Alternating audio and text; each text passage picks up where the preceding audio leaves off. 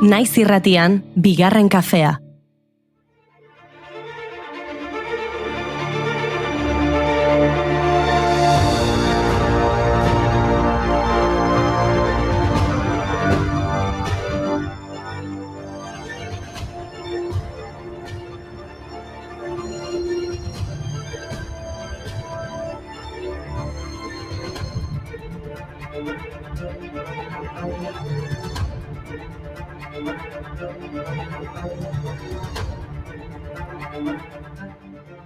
Egunon guztioi, Goiuri Mai, egunon. Egunon, Inigo. Egunon ekipo eta egunon guztioi. Zer moduz musika on pixka bat entzuten badugula hasteko? A ber, adibidez. Adibidez, Hector Berliozen Sinfonia Fantastikoa.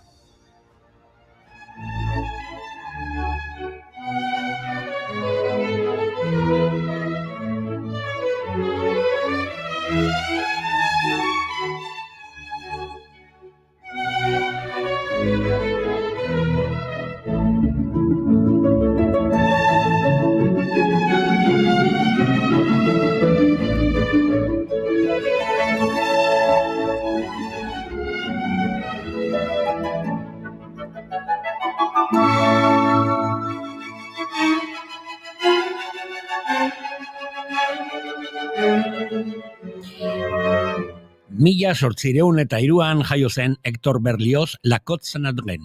Berlioz frantziar musikagile romantiko garrantzitsuna izan zen, bere garaian musikari bitxi gisa ikusia bazen ere. Gaur, inspirazio handiko melodigile eta harmoniaren berritzailetzat hartzen da Berlioz, eta gure egunerotoraino iritsi den estilo polifoniko baten asmatzaile ere izan zen.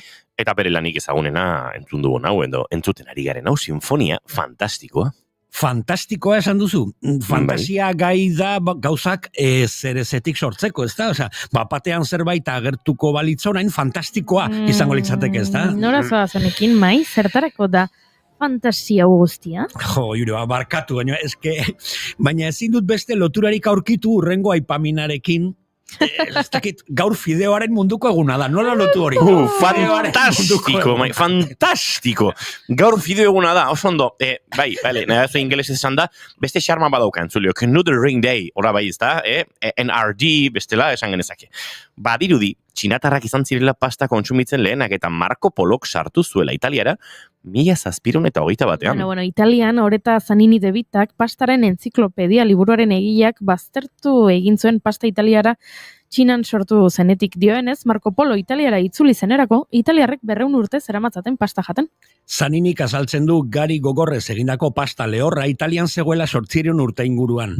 Siziliako konkistatzaile musulmanek sartu baitzuten. Txinatarrak, italiarrak, musulmandarrak, uste dut besten sukaldeetan sartzen ari garela. Maria Ángeles, benetako artista ez oilik Casales. Gure sukaldaria Maria Ángeles, benetako artista ez oilik Casales. Eskola beterik du gizon tripazales, halan behartzen gaitu amakumeak lez. Eskola beterik du gizon tripazales, halan behartzen gaitu amakumeak lez. Gure sukaldaria Maria Ángeles, halan behartzen gaitu bai amakumeak lez. Asteko ensalada hotzik bada zopa, aurretik zero berik bateleike opa. Asteko ensalada hotzik bada zopa, aurretik zero berik bateleike opa. Akukuseari Goiuri, nik aduta gaude baino, doinu hauekin ez bixi jartzen den gorputza. Abestia asko gustatzen zain ere. Tonto mazoa. Eta zopa bero batekin, naizue, bakize nola jaten nuen zopa txikian nintzenen. Ez dakit jakin nahi dudan, Mai. A ber, nola? A ber, lehenik salda guztia eten nuen, eta gero goiar erabiltzen nuen fideoekin bideak egiteko. Bideak? Bai, bideak, edo Argentinan esango luke bezala, pibe, un caminito. El caminito. Caminito. Zer ari zara esaten, Mai. Caminito que el tiempo ha borrado, que juntos un día nos viste pasar. He venido por última vez, he venido a contarte mi mal. Caminito que entonces estabas por el dedo de trébol y juntos en flor. Una sombra ya pronto será, una sombra lo mismo que el sol. Lotura fantastikoa berriro, Mai, 1880an jaio zen Toulouseen Carlos Gardel, musikagile, abeslari eta zinema aktorea. Gardelek, 23an Argentinar herritartasuna hartu zuen, eta tangoa ezagutarazi zuen mundu guztien. Oso ona gardel bai, baina nik ez dut uste fantastikoa izan zenik fideoak eta Argentina kombinatzea mai. Gogoratu Mafaldari etzaiola zopa gustatzen. Bueno, baino Lulu txikiari gustatu zitzaion. Lulu txikia? 1904 egun horretan jaio zen Marge Lulu txikia edo Little Luluren sortzailea. Marjorie Henderson Buell, Marges izenez ezagunagoa 1934an hasi zen lanean The Saturday Evening Post egunkarian. Eta horrengo urtean argitaratu zuen bertan bere lehen komikitira, Little Lulu. Lulu neska jator, bihurri eta alaia da, eta bere lagun guztiek aholku eskatzen diote beti. Mommy's lipstick for the letters you write. Though the clock says 7:30, it's really after 10. Looks like Lulu's been repaired. Dantzatu, Yuri, dantzatu. Baina hau ez dakit nola dantzatzen da. Gorputzari utzi joaten. Little Lulu, I love you, Lulu, just the same. Racing through the pantry, sliding on the floor, hiding in the closets, slamming all the doors. Lulu oso jatarra da bai, baina Mafalda nahiago du nik. Eta Mafaldari etzaio sopa gustatzen. Eta nortzuk ezin duten, hemen beste hau, gustatuko zaizue. Nortzuk ezin duten fideorik jan ahotik erortzen zaizkielako fideoak. Nortzuk. Vampiroek! Vampiroek! Vampiroek zu ere zara dituan lotura fantastikoetan, ez? Agian, kontua da 1957an hiltzela Parisen Jean Rock, artistikoki Musidora izenez ezaguna, aktore, zuzendari, idazle, ekoizle eta sortzaile frantsesa. Musidora Irma Bep pertsonaiaren gatik egintzen ezagun Le Vampire filmeko pertsonaia gatik hain zuzen eta horrela ikono bihurtu zen. Musidora. Dans un film ancien, 1915 je crois. Au temps du cinéma sans couleur et sans voix. Combinaison moulante et cagoule serrée, toute gainée de noir et la jambe acérée, agile et souple comme une araignée du soir. Silhouette inquiétante au charbonneux regard, elle marchait sur les toits. Connaissez-vous Musidora? Eta vampiroekin jarraituko dugu, gogoratu ezin dutela fideorik jan. 1921 gaurko egunez, Vampiro Kronikak liburu sortaren sortzailea hil egin zen. Egia, Anne Rice, eleberri gotiko eta erliojoso arrakastatsuenen egilea izan zen. Bere liburuen ia 100 milioi ale saldu dira. Munduko egile irakurrinetako balda. Eta bere laniko ospetsuena Vampiro Kronikak saga da, eta argi dago, vampiroek ez dute zoparik jaten. Gertatzen da, iluntasunean etxetan sartzen dira, odolaren bila dute ikara inguruan sortzen.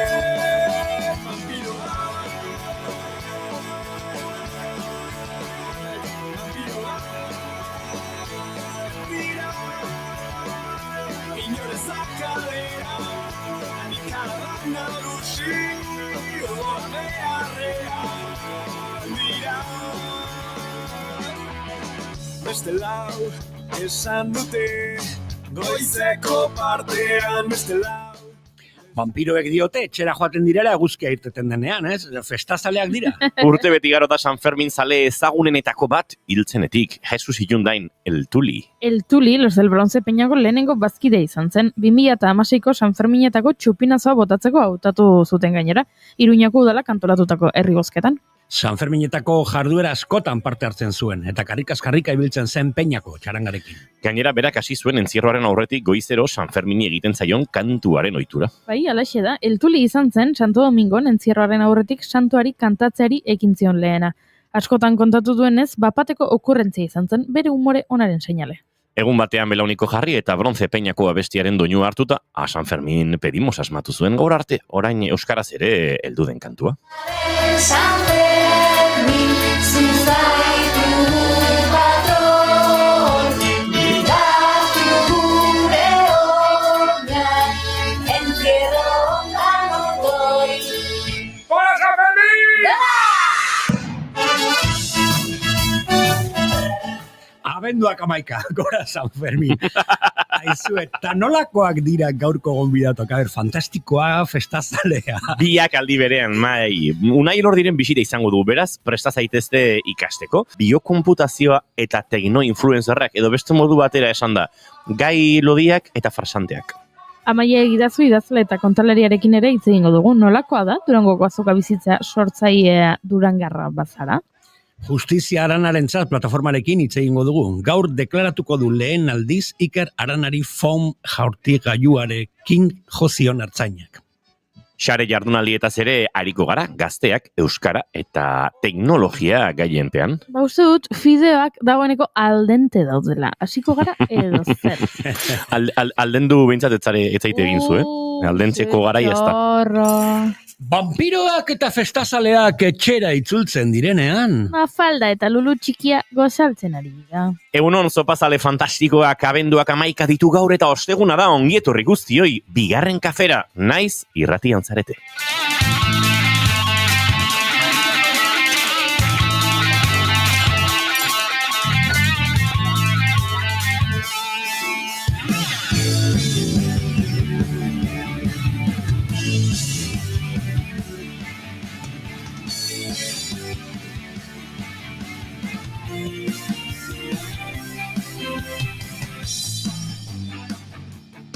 Zuekin jaun Andreok Mai Gorostiaga pozu egunon. Egunon, tagora San Fermin. Eta zuekin Goiuri Ezeiza Arandia, Goiuri lotara. Lotara mai mesedez. Izketan ari zaizuena Iñigo Asensio Lurbide gaur bigarren kafeak 1080 garrana du. Zenbaki polita, bat 0,9 asko gustatzen zait. Bat 0,9. Bai, oso zenbaki betea, borobila osoa. Bai? Potoloa. Goizak 10 eta 20 minutu ditu entzuleok, abenduak 11 eta gu 3 gara hemen, urrengo 2 orduetan zuekin, bat egiteko asmotan ongi etorri naiz irratian zarete, bai, bigarren kafean.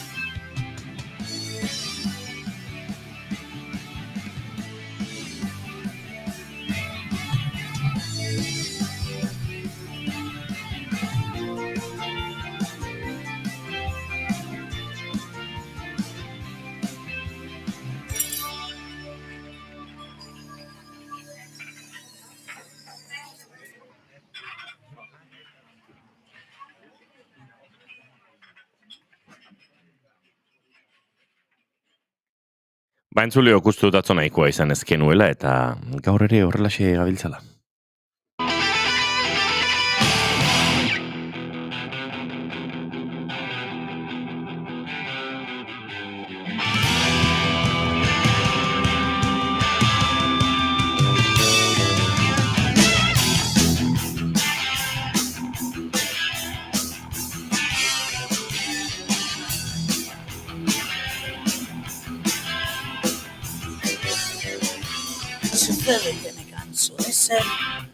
Atzo kontatu genizuen, bai, Robe Iniesta, Extremoduro taldeko sortzaile abeslari, kide eta arima hil egintzela, baina egia esan, nik egunean zehar gero eta pena gehiago hartu nuen, goizean ez dakit, notizia jaso, saioa egin, eta bai, eskaini genion tarte zabala eta luzea, eta osnartu genuen Extremodurok suposatu duen horren inguruan, edo Robe Iniestaren figuraren inguruan, baina arratsalde heldu ala, gero eta utxune gehiago sentitu nuen, eta gero eta tristuera gehiago bizi izan nuen, eta bai, ez dakite zeinen maite duta, baina osnarketa egin nahi nuen zuekin, ba.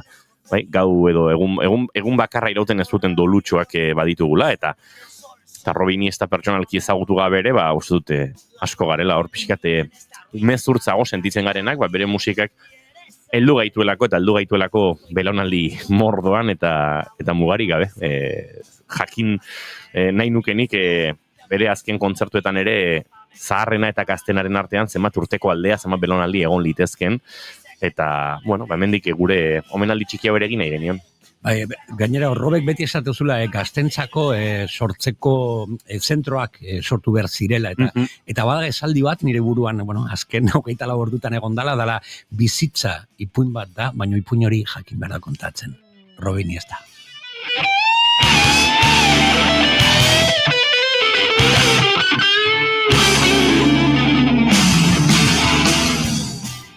Goiuri izin da, zure maite duta? Nire maite duta da, atzarratxalean gertatu zitzaidan gauza bat. Niri asko gustatzen zaizkit gofreak. Bereziki, gainetik txokolatea daukaten gofreak. Zergatik egiten duzu barre? Atzeko nintzelako zuri bialtzekotan bideo bat eta azkenean ahaztu egin zitzaidan, baina esaten zuen sagar bat eta txokolateozko magdalena bat. Eta protagonizak esaten zuen, badakizue bien artean garbitu behar ezten bakarra zindan. Eta egia da. Era izosun badaren azalea ere, Bueno, txokolate asko bali modoko bai. Hori, agian bai. Kontua da, niri gofreak asko gustatzen zizkidala. Eta atzo, hemen lanean ari nintzela, oroitu nintzen, gabonak gertu daudenez, nire herrian jada, hemen di gertu dagoen plaza batean, dagoela txurreria. Sartzen tortzen dira, betikoak izena du bikoteak, edo bere enpresak, eta antxe txurreria montatzen dute plazan. Eta orduan zanon, txurrobia joango naiz. Joan nintzen, eta ikusi nuen gofreak ere bazitu zela. Eta orduan, gofre eskatu nuen. Eta zer gertatu zen? Esan zidala txurreriako langileak, sarak. Hau, oparitu egiten dizut. Gaurkoa, opari. Egun asko falta dira, hemen egongo gara, egun asko dauzkago aurretik, oraindik, etorriko zara, eta ordainduko dituzu urrengoak, baina gaurkoa opari. Eta gofre bat oparitza da, txikizaki zer esan. Top. Bajarri txurrok ere.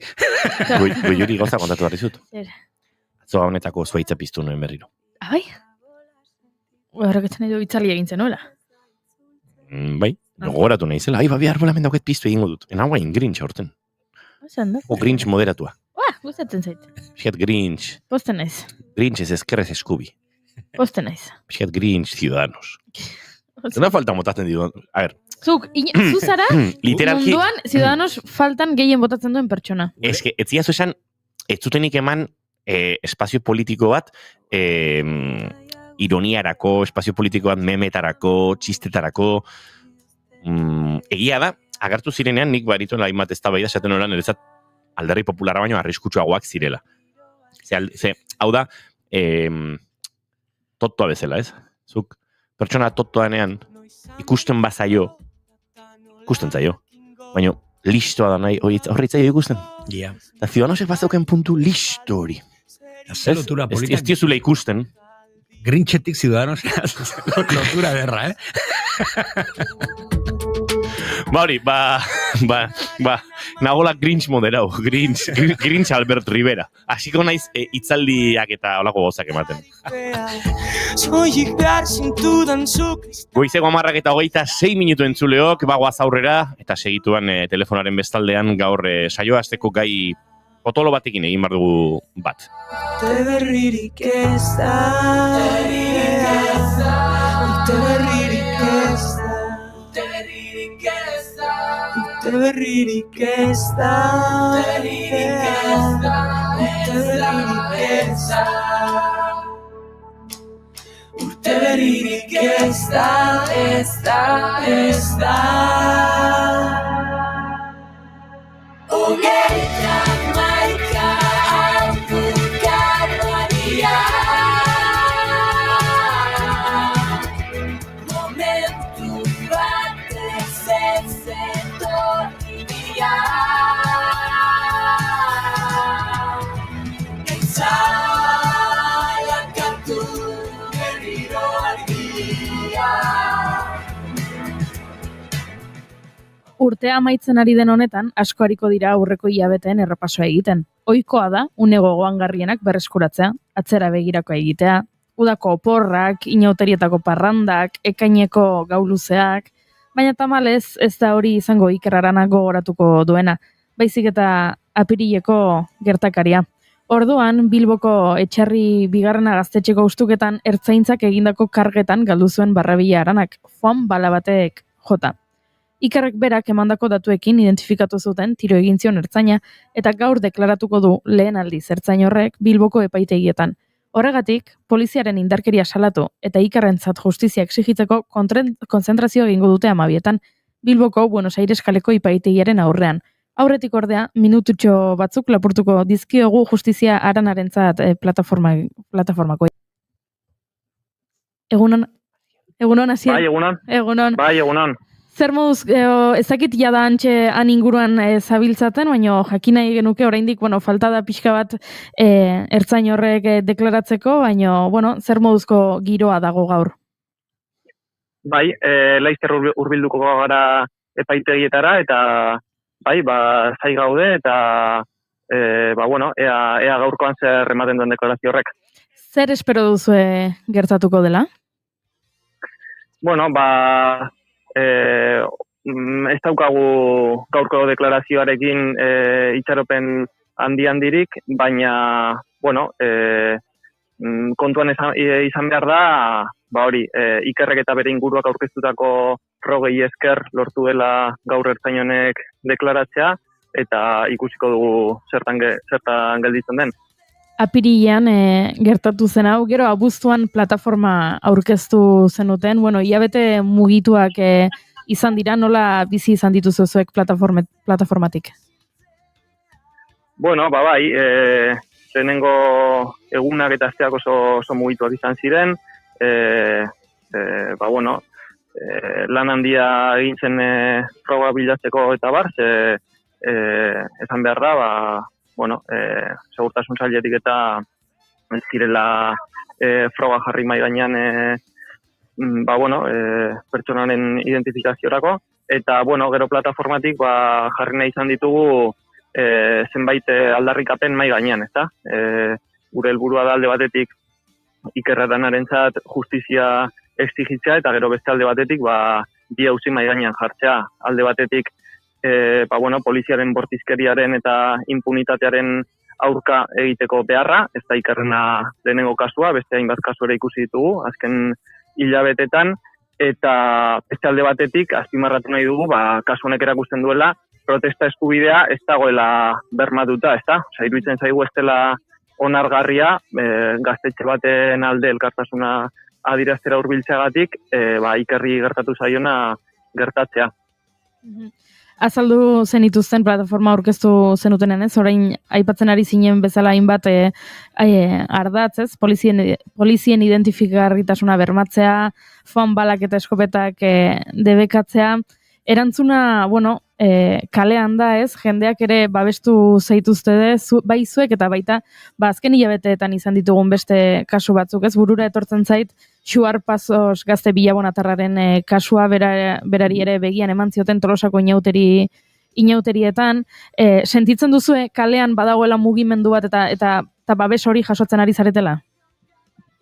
Bai, argi dago, azken hilabetetan hainbat kasu izan dira, poliziaren bortizkeriari lotutakoak, eta iruditzen zaigu hau badela sintoma bat, poliziak eta kasu honetan ertzaintzak impunitatez eta sistematikoki erabiltzen duela bortizkeria, eta bereziki protesta egiten dutenen aurka erabiltzen duela beti ere naiz eta, ustez baimenduta dagoen, protesta egitea, Etxarriko desalojoan ikusi zen bezala, protesta horiek, nolabait agintarien interesetatik kanpo kokatzen direnean, modu bortitzean erreprimitzen diren eta kriminalizatzen diren.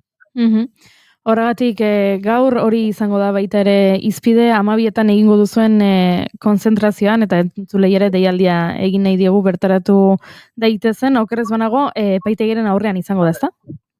Hori da, konzentrazioa eguerdiko 12etan deitu dugu, Buenos Aires kaleko epaitegien parean. Oso ondo, adi jarraituko dugu, ea zer gertatzen den, esaten ari ginen bezala, ertzainak gaur deklaratuko du lehenengo aldize epaitegian, eta ikusi beharko da zer kontatzen duen, eta horrek zein ondorio dituen. Bai, hori da, oso ondo. Eskerrik asko. Asier. Bai, agur. Abendua da andramariz. Agurtu berri dugu entzuleok, egun berezi xamar batean, delikatu xamar batean justizia aranarentzat plataformako kide den Asier eta tira eskertzen digu guretzate denbora hau hartu izana. Jarretuko dugu gaiare gertutik eta joango gara prozesu judizial honek ere ematen duena. Goizeko 10:23 ditugu eta segituan gure hurrengo kolaboratzaile ere hemen izango dugu gurekin eserita. Eskerrak aingeruak badirela gura, zinez behondeila. Oraindik ez da maitu, entzuidazu maitea.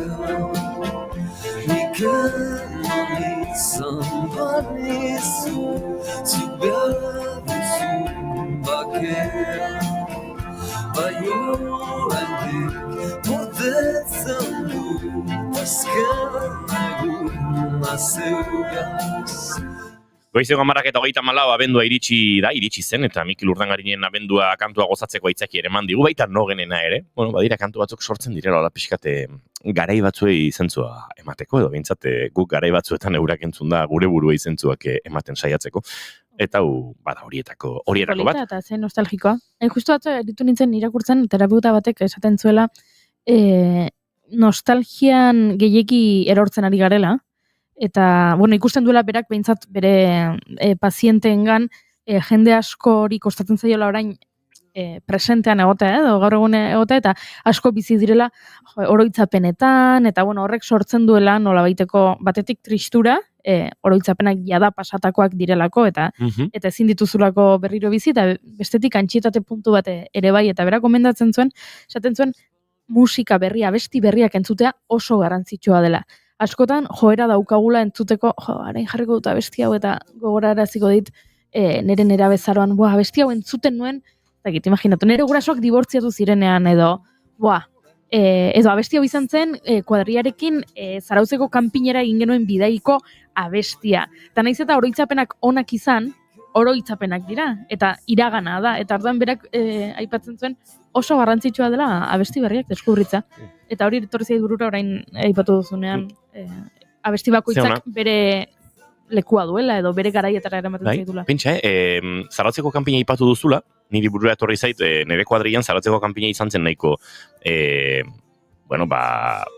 dakit, leku tipikoa edo, nire kuadriako batekan karabana zuelako, eta bestalde, Zarautzek beti irakartzen gintuelako. Nik nire kanturen batean oraindik kantatzen dut, Zarautzen itsasoa gure udaretako leku izan zelako Zarautz, baina gogoan dut eskapada horietako batean, konkretuki, 3 lagunek egin genula eskapada, eta gure kantua zela personal izeneko kantu bat, Kike Gonzalezen lehenengo diskotik zetorren kantu bat, eta oraindik ere kantu hori tarteka jartzen dugula. Kike Gonzalez eta Zarauzko kanpinan ere buruan ez datoz bat, baina inondik inora ere.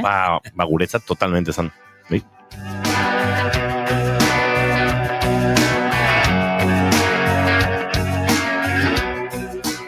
Eta duela gutxi, Kike Gonzalezen entrevista baten entzun nion zerbait zeinarekin. Enagoen batere ados, baina dena ondo.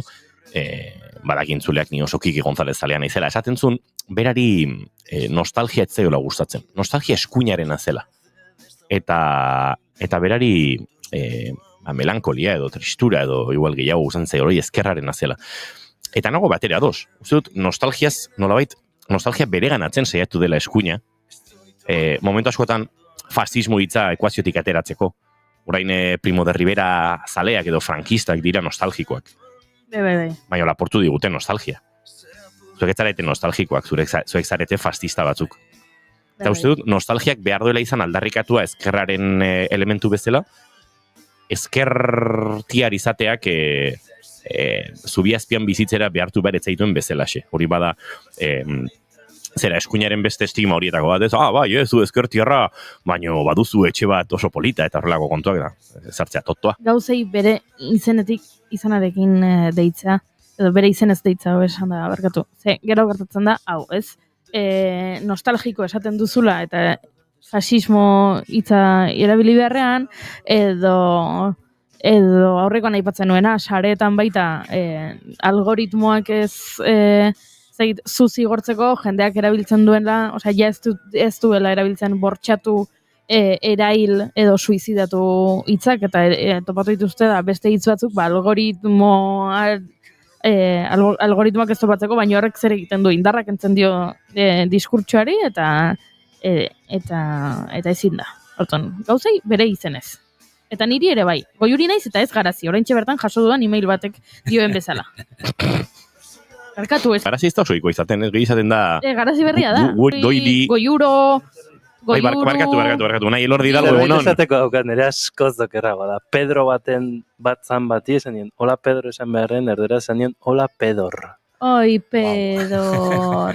Eta gero, denbora asko pasan un parrezka, esan, ostras, zelotxa, Pedor. Pedor deitu. Nola ditzizu Pedro bati, oso tipikoa da, oso horrexada. Bai, baina azkar idatzi nuen. Nik Iganzio deitzen diet Ignazioi. Bueno, eta nik gaztelania zidatzi berbalin badut. Errea dago moituta, Pedor... Pedorrek badauka, señor de los añiros. Baita. Pedor. Zoaz, Pedor, zoaz. Gaztelania zimail batzuk bidaltzekoan behin gehiagotan un saludo jarri beharren, un salido jarri beharren. Sinatu dut como un salido. Eta eskerrak ez nahi zen gizona, porque... Bai, holako kontutako meriak. Personal e intransferible es personal. Nostalgia pixka behar du gorputzean, ez etengabe, ez dena, baina nostalgiak laguntzen dit kokatzen. Gero egian norberak transitatzen duela iragana eta oroitzapenak eta pixka nostalgia pizten duten une edo pasarteaiek bakoitzaren modura. Niri batzutan nostalgian murgiltzeak oso on egiten dit. Eta beste batzutan behar dute, bestetik ez. Baina egia da, gehien kostatzen zaiguna, akaso gizarte bezala dela orainean egotea, ze badaukago pixkat iraganaren zama, etorkizunaren pixu hori, eta oraina da nolabait gure espazio seguro eta osasuntsuena, eta hor egoteak osatzen zaigu askotan aurrera, bihar etzi hurrengo astean zer egin, eta pixkat aldarrikatu behar bada zerbait, igual aldarrikatu behar da oraina.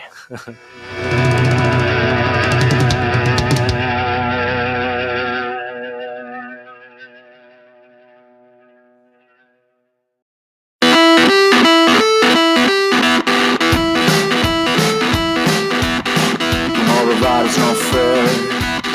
Don't worry, man, you get scared. Whatever happened to your heroes, you can be free.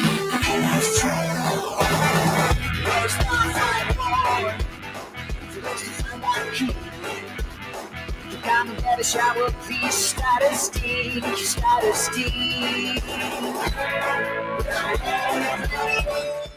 Unai Elordi Hidalgo Pedor Unai Elordi Hidalgo gurekin, baina segituan arekin egon behar badugu ere.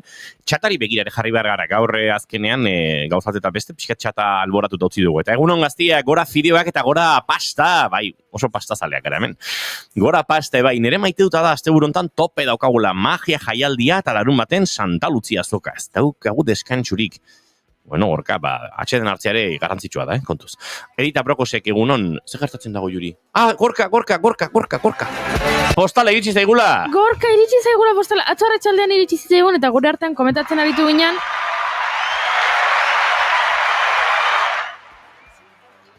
Eta zurikin komentatzea aztu zaigu, baina, eskerrik asko bihotz, Gorkari, postala iritsi zaigu gure estudiora, segulako ilusioa egin digu, hemen dago Galiziatik bidalitakoa.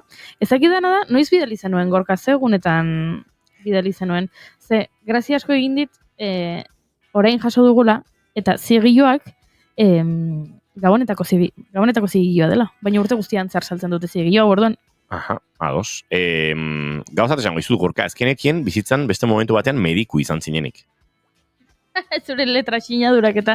Nik ez dakit, postariak nola asmatu duen, gure helbidea, zuk idatzi diozun, zera, ibuprofeno goizean eguerdian eta gauean 8 orduz dion errezeta baten moduan. Bueno, eharra dantza diote mendiko, 27,7, zoragarria dantza, bueno, gaur nola egin dugun, bikainen meretzi, eharra bideoa, Inigo Pianoz, zer? Hori gaur galdu ginez. Ez dakit. Gorka dio, erra bideo Inigo Pianoz. Indio Kerreek ekarri duguna robinistaren poema bat. De pequeño me impusieron la costumbre, me educaron para hombre adinerado, pero ahora prefiero ser un indio que un importante abogado. Gustatzen zaigu gofrek, eramango dizut bisitan gofre bat goiuri. Dana goiurirentzako 22 edo 23an egongo zeate.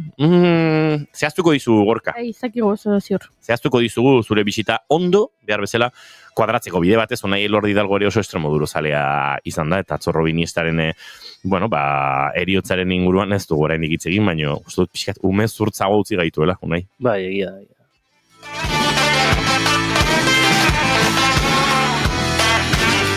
Tira, Unai Elordi Hidalgo ez da Extremoduroren inguruan hitz egitera etorri, naiz eta, nik berarekin Extremoduroren kontzertu batzuk bizi izan ditudan, eta Extremoduroren disko batzuk raiatu ditudan, inoiz kontatu dizugu, kuadrikakoak garela, eta gure lokalean, Extremoduro bazen talde hola pixkat epizentriko horietako bat.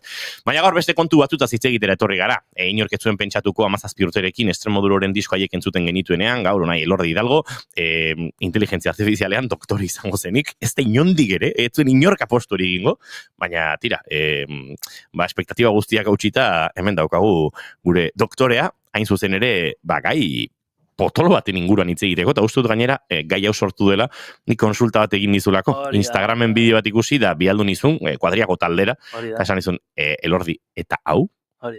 Eta bideo hori ikusteko aukera badugu, entzuteko aukera badugu, gazteleraz dago, baina pixka bate itzultzen joango atzeizue.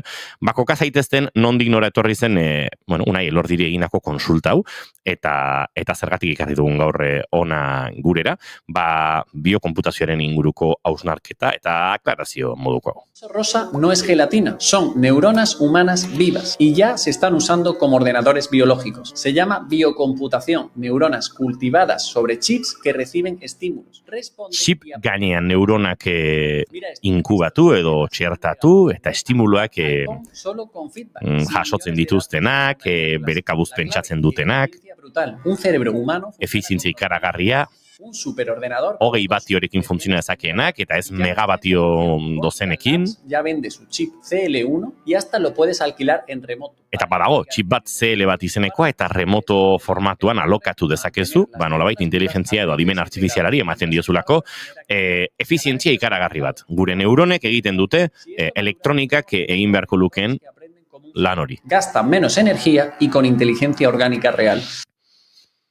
Eta flipatu egin ninduen, esan, ostras, neuronak ordenagailu baten barruan. Bai.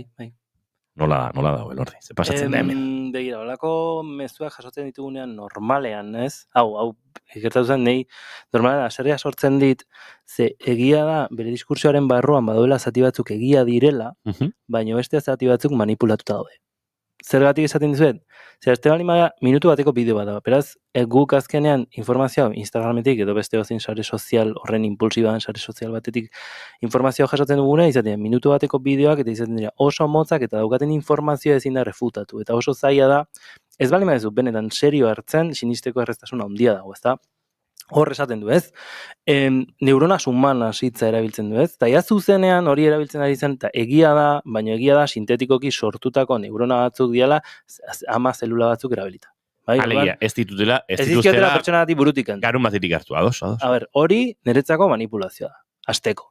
Neuronas humanas, esaten du, ez diak izaki neuronak. Dira, neurona sintetikoak izateko. Hori da, sortutako neurona sintetikoak, zelulak erabilita, eta nahi ezun guztia, baina zuzena hori ikusten da zein dan bere intentzioan. Eta hasten da, pixkat desarrollatzen eta nahazten ditu gauza batzuk egia direnak, eta beste gauza batzuk gezurra. Gezurra baino gehiago, saiatzen dara exageratzen, ez? Momentu batzutan, hor esaten du, neuronas humanas que aprenden solos, ez? Bakarrik ikasten duten neuronak dira, eta gainea oso efizienteak dira, bai?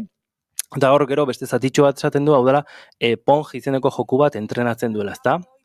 Hor, gertatzen nahi iruditzen zaitena oso izlari apartak dirala, baina edukulea nola manipulatzen dute, ezer esan gabe edo bukatu gabe zuri behartzen zaituzte konparaketa bat egitea. Esaten du, 800.000 neurona dauzka garun batek eta 20 batio kontsumitzen ditu. Garun batek 20 batio. Eta zuzenean sartzen du beste informazioa biokonputazioarena. Baina inork ez du galdetu ea gai diren 800.000 neurona batera konektatzeko beraiek enpresa horrek. Ze enpresa hori existitzen da eta zepat txip hori existitzen da. eske agian ezin duzte 800.000 neurona jarri, igual neurona bat, 2, 3, 4 probak egiten ari dira. Beraz, saltzen ari zara kanpora begira, kriston konputazio aurkikuntza lortu dala, eta hori gezurra da. Berez, artikuluak esaten duena da, lortu dutela nolabait zirkuitoen teorian oinarrituta eta sare neuronal konkretu batzutan oinarrituta, neuronak gai direla temperatura konkretu batzuetan bizirauteko impulso elektrikoekin. Eta hau ezakit ona edo txarra den, hori ja entzulegoaren gustatzen den zaidana da, horrelako konparaketak egiten hastea da, bai, hardware hori saltzen ari dela momentu guzti hauetan, baino egia da konparatzen ditula bi gauza, bai, batetik esaten du, joku hori da datu gutxiekin, joku hau oso simplea da. Orduan, asteko ez ditu datu asko behar. Joku dautaz ari gara, ez? Bai, entzulea kokatu beharko bagenu, hau da, ezker eta eskuin paretetan, pantaiaren ezker eta eskuin alboetan gora eta bera dabiltza bixafla, tardian pelotita bat rebotatzen leku guztietan, eta helburua da rebota dezan, bixafla horietan. Orduan, 3 parametro dazkagu, ez 800.000, bai? Eta bakarrik entrenatzen du, eske inguru oso kontrolatu da, orduan, dena dauka, esaten du, no necesita millones de datos para hacerlo, eske hori da jokua. Ordenagailu batek ere elituzkela beharko, ziurren. Oso simplea da jokua, orduan, zeizea esaten. Neuronaiak pentsatzen ari direla, ez dakit, ziborrak sortuko ditugula, porque hortarazoaz, esaten ziborrak bezala sortuko dira, ez? Txipan gainean neurona jarriko ditu, eta gero, juten da, ez? Esaten du, eta 20 batio konsumitzen ditu, garun batek, eta imaginatu ze gutxi konsumitzen, eta esaten duzu, txon. Azteko 800.000 neurona konektatzea batera oso zaila. Bale, deep learningeko gaur egun adimen artifizial generatiboa eta beste adimen artifizial askorentzako behar dituzun parametroak dira trilloiak. Bai, orduan, matematikoki ez dago nahikoa ondo definituta, zirkuitoen teoriak ze esanik ez, orduan oso urrun daude bata bestetik, baino bat batean juntatu iten ditu biak, zetanari ia deitzen dio. Orduan, ze gertatzen da, ematen dizu, ziborrak sortzen ari dela, enpresa, australiar bat, uste eta australiako enpresa bat dela, eta kontrolatzen zeana da, ikerkuntza bat, non esaten ari den neurona sintetikoa generatuko bagenitu agiareke, baina hardwareari begira. Hau da, gaur egun esaten dena, hardware konbentziola komuna, kristo mierda da, bai? Eta konputazio kuantuka dela letxe, konputazio neuromorfikoa dela, justo horren berdina, baina txipak bakarrik erabiliz eta transistoreak erabiliz egitea biokonputazioak egiten duena, bai? Eta gero zen biokonputazioa. Mundu guztiak esaten du, gauza guztiak dira dela letxe eta gaur egun funtzionatzen bakarra da konputazioa arrunta. Orduan, ez dut ulertzen, ez, ze behar dagoen, ez, atentzio hori deitu behar izateko eta esateko pongo bat entrenatu du, ja, eta zer? Ez hori da erantzuna, azkenean. Orduan, horrelako zer, baina bai egia dela, beraiek bilatzen dutena atentzioa sortu behar izatea eta askotan gure hiperestimulazioa ere horti dator.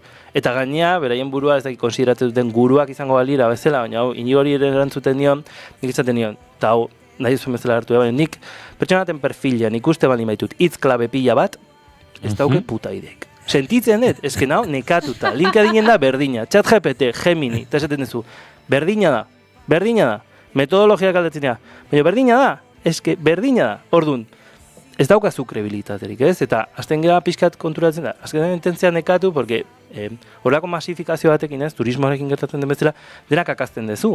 Orduan, masifikazio horrekin, uste dezu, jarraitze bali mazu, ez dakit Jon Hernández bezala, ez? Jon Hernández Gómez de Alcántara edo beste zesikeko tipo honekin izan duen momentuan, esaten du, eske Googleek hau esateu, eske metak hau esateu, egi osoa izango baliz bezala. Eta esaten duzu, txoin, lehenengo izan posizionen zu zure burua ekspertoa izango bazina bezala, bai? Eta gero gainea, erabiltzen dituzu beste jendea, ez, espertoa dana, kontrakoa esaten dizu, eta zu galare zurearekin jarraitzen dizu. Orduan, nire ustez, teknologia munduan, manipulazio oso handia dago, eta, bueno, azkenean, nire horrelako konklusio batzu dira motzean ikusita, ez, baina iruditzen zaitena, behin ikusten dutena, niri asarrea generatzen dit, esaten dut. Hau, ez da posible, zu planteatzen ari ezarena kontrajarria da. Ez da ondo, eta berdin zai, azkenean, norabide bakarreko komunikazioa da. Zu jaso, eta gero nahi badezu komentarioa jarriko duzu, baina ignoratuko zaituzte.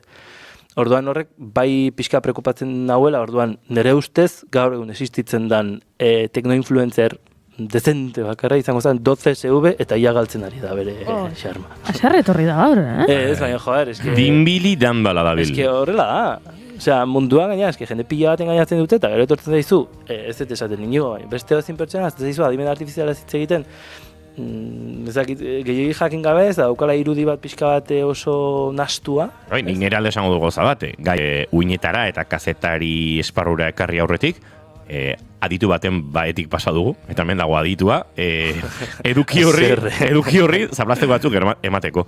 Noski bai, Nire ikuspuntutik ikustet ezakit berrikuntza badagoela kasu honetan, ez? Osea, betidanik aspalditikan erabiltzen direla igual itzultzaile neuronala, sare neuronalak, neurona artifizialak, simila edo metafora erabiltzen, gauza batzuei buruz hitz egiteko. Baina kasu honetan ja zuzen apuntatzen dute benetako neuronak erabilta direla, ez? Bai, hori da.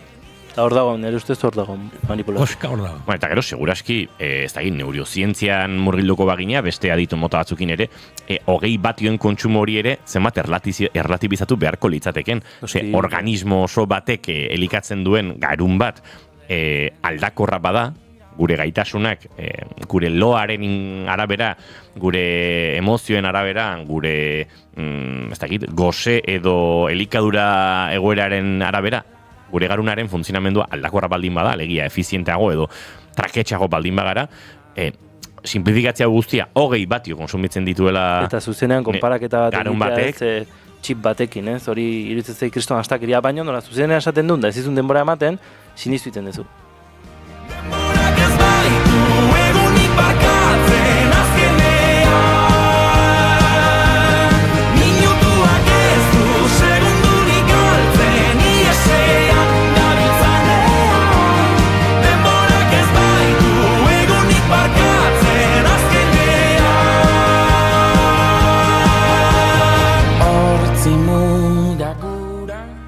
Ez da egite, Unai Elordik oraindik...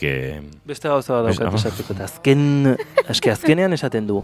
Zein da problema bakarra? Barkatu, 1000 dauzka, esaten du. Temperatura, 38 gradutako temperaturan mantentzea neurona horiektan izan. Noiztik da arazo bat temperaturan mantentzea. Horrek, gauza pila bat esatitu. Zuzenean esatizu. Super honesto izango bazen bezala, zein da arazo bakarra? Jola, pila bat, sentitzen dut. Eta lo puedes alquilar por internet. Oso ondo, oso ondo. Osea, existitzen da, ez? Negozio mota hau, beste hardware batekin, baina zuk alkilatzen dezuen bioneurona horri, ez daude oso ziur benetan atzean hor dagoen bioneurona den edo beste zerbait. Izan daiteke, Izan daiteke, igual aldiz betu timatu errexi. Da pixkat, AliExpressitik eskatzen duzuna eta etxera iristen den. Hori da. Bertsio remotoan eta adimen artifizial neuronalaren giroan. Unai Elordi Hidalgo, uste dute nahiko argigarria izan dela hau guztia. Niri grazia egiten ez, egidanik ere hori pentsatu nola, 38 gradutan mantentzea horrelako lan espazio digital bat, ez da arazo bat.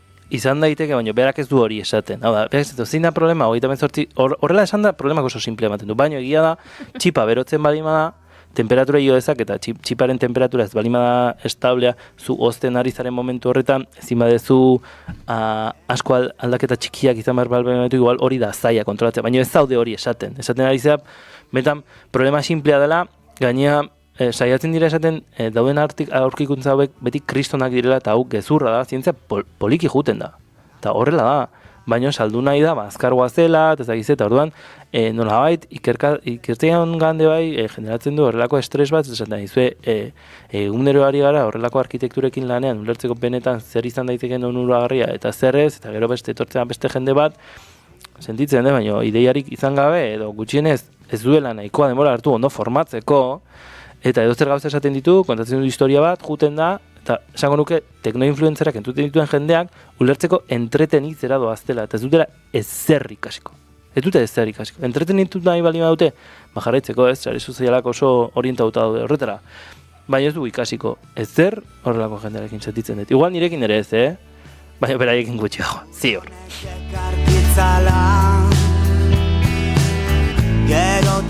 Unai Elordi Hidalgo, eskerrik asko gaur ere gurera etorri eta zure jakituri elkarbanatzeagatik.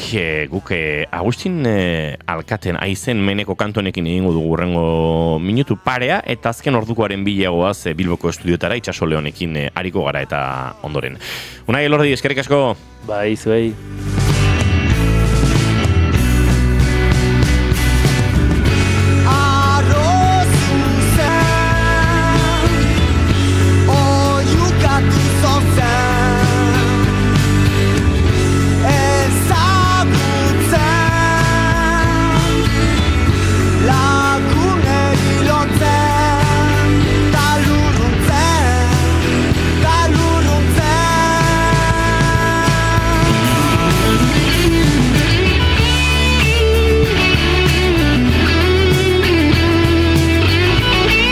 Indiokarek esan du, Unai, ez aztoratu zure neuronak, jijiji, zer grazioso indiok erosondo, Gorkak, bai, postalak Gasteizko biden idatzi nuen, distantzia hartaineko trenean indoala. Azaro amaieran, eskerrik asko ekipo nire udako bidaia Botafumeirora izan zen. Egiazko Botafumeirora. Ze bolita.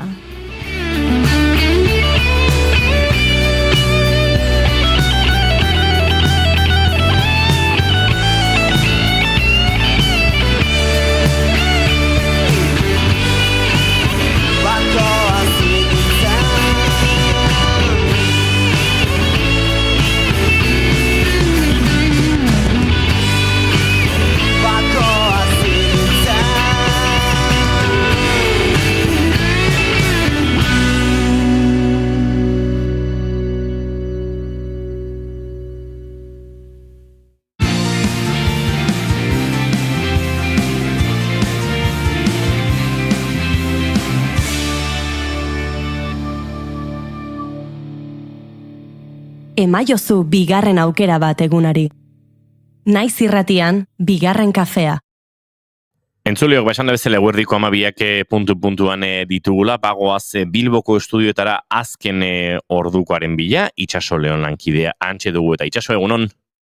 Kaixo egunon, azken ordu honetan jaso ditugu pare bat albiste berri. Hoietako bat Espainiako gobernuak Jon Paredes Manot Txiki eta Angel Otaigiren aldeko aitorpen eta erreparazio pertsonalerako adierazpena onartu duela, epaiketa justurik ez izateagatik biktima direla aitortuz baita prozesuan larderia eta babesgabetasuna egotea ere.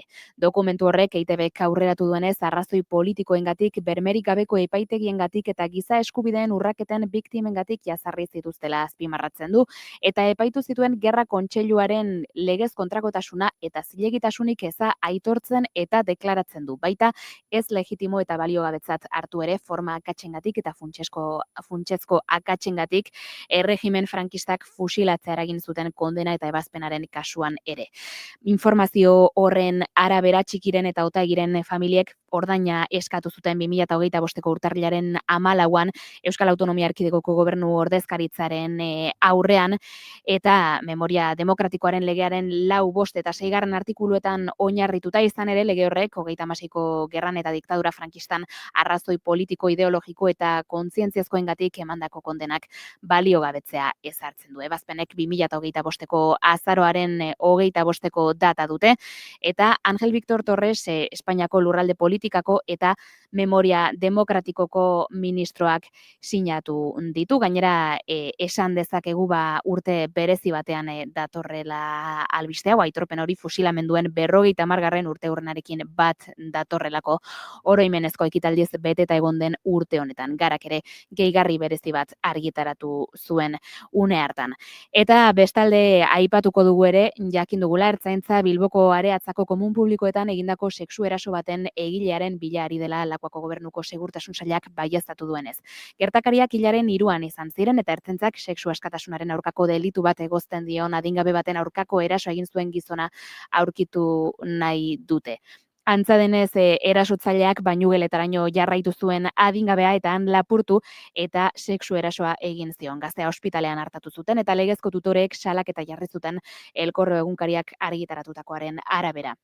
Eta honekin batera aipatuko dugu ere, errepideetan egoera oroar normala dela, baina hori bai jakin dugu ibilgailu baten matxura dela eta Bizkaia 637 errepideko 13. Kilometroan Leioan pilaketa txikiak sortu direla Bilboko noranzkoan, ibilgailu hori errepidetik kenduta dagoeneko, eta ematen du esan bezala normaldu dela egoera, baina adi badazpada puntu horretan. Besterik ez, 12etan informazio gehiago.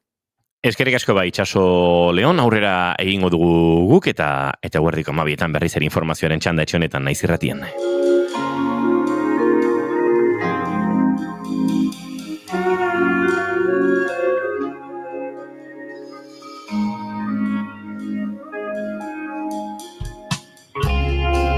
Garai batean bazirudien maite nuen dena betiko izango zela.